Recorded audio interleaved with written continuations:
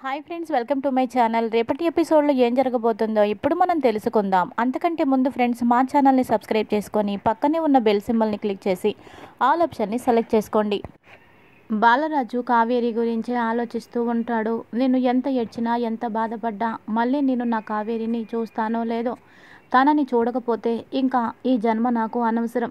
నా కూతుర్ని, నా భార్యను కలుసుకోలేకపోతే నేను బ్రతికున్నా ఇక ప్రయోజనమేముంది అని బాధపడుతూ ఉంటాడు. ఇంకా ఆ తర్వాత కొంచెం సేపు భార్య ఫోటో పట్టుకొని ఏడుస్తాడు.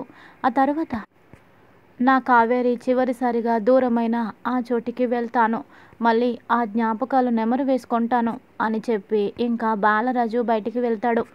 బయట నడుచుకుంటూ వస్తూ ఉంటాడు. ఇదిలా ఉండగా కొంతమంది రౌడీలు, ఒరే పదరా, ఎలాగైనా ఈరోజు దాన్ని లేపేయాలి అని మాట్లాడుకుంటూ ఉంటారు. అవునరా, ఎలాగైనా లేపేయాలి అని అంటాడు ఇంకొకడు. అయినా ఒక్క ఆడదాన్ని చంపడానికి ఇంతమందా అని అంటే, అది ఆడది కాదురా, ఆడపులి. దది ఒక్కటే అని మనం అనుకుంటున్నాం కానీ 10 మందితో సమానం అని అంటాడు మరొకడు.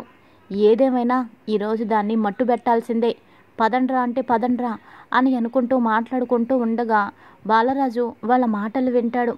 ఎవరి గురించి వీళ్ళు మాట్లాడుకుంటున్నారు అని అనుమానం వచ్చి, ఎవరి గురించి మాట్లాడుకుంటున్నారు, అయినా ఈ టైంలో కర్రలు పట్టుకుని ఎక్కడికి వెళ్తున్నారు అని అంటాడు.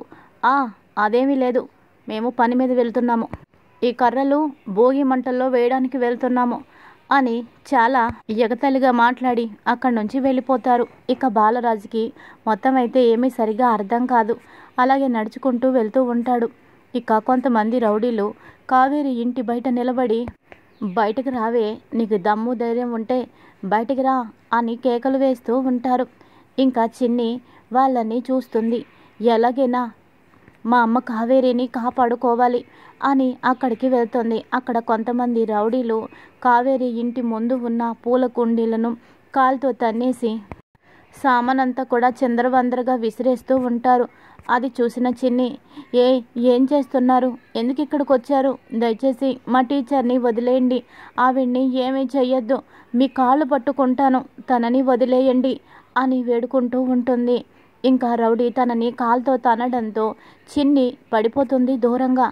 అయినా కూడా లేచి ఓపిక తెచ్చుకొని, దయచేసి మేడంని వదిలేయండి, మీకు చేతులెత్తి దండం పెడతాను, ఆవిడ్నేమీ చెయ్యొద్దు, మీకు పుణ్యం ఉంటుంది, ఆవిడ్నేమీ చెయ్యొద్దు అని కాళ్ళు పట్టుకొని వేడుకుంటూ ఉంటుంది. అయినా కూడా కనికరించరు, చిన్నిని నెట్టేస్తూ ఉంటారు. ఇదిలా ఉండగా ఇంకొక వైపున కావేరి చెవుల్లో ఇయర్ ఫోన్స్ పెట్టుకొని కళ్ళ మీద కీర ముక్కలు పెట్టుకొని పాటలు వింటూ ఉంటుంది. బయట చప్పుడేమీ తనకి వినిపించదు.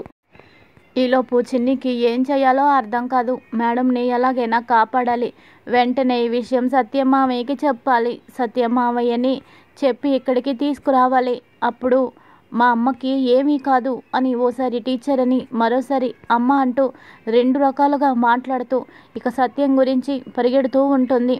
ఇక అదే సమయానికి బాలరాజు అటువైపు నడుచుకుంటూ వచ్చి ఓ చోట ఆగుతాడు. ఇందాక వీళ్ళు మాట్లాడుకుంటున్నారు, ఎవరి గురించో మాట్లాడుకుంటున్నారనిపించింది, కానీ నాకు స్పష్టంగా అర్థం కాలేదు. పైగా ఆ కర్రలో అవన్నీ ఎందుకు అంటే భోగి మంటల్లో వేయటానికి అని చెప్పారు. భోగి మంటల్లో వేస్తానని చెప్పి ఎవరి ఇంటి ముందుకో వచ్చి గొడవ చేస్తున్నారేంటి, ఇక్కడ సామాను కూడా చిందరవందర చేస్తున్నారు అని చెప్పి అసలు ఏం జరిగిందో తెలుసుకోవాలి అని దగ్గరికి వెళ్తాడు. ఇంకా దగ్గరికి వెళ్ళి, ఏంట్రా ఎక్కడున్నారు అని అడుగుతాడు బాలరాజు.